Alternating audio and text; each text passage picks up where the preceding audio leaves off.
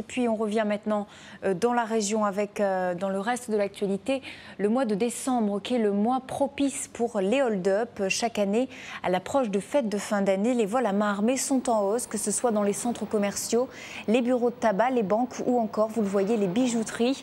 On l'a vu samedi à Lille, à 10h30, plusieurs hommes sont entrés dans une boutique de montres du Vieux-Lille.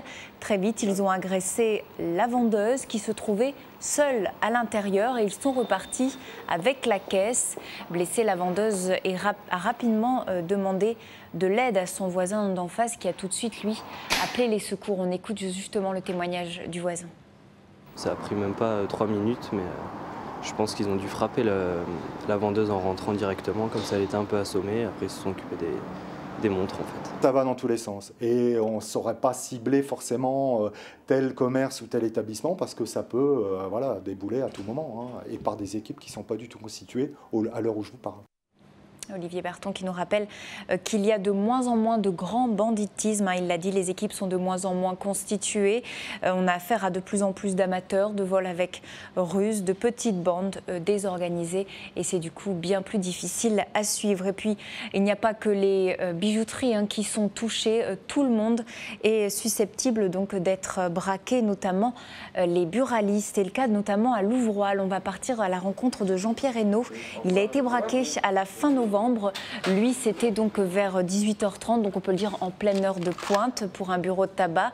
4 jeunes ont menacé la gérante avec un pistolet à billes. Ils ont ouvert la caisse vide. À ce moment-là, ils sont repartis quand même avec des cartouches de cigarettes. Le montant du forfait, 2 400 €.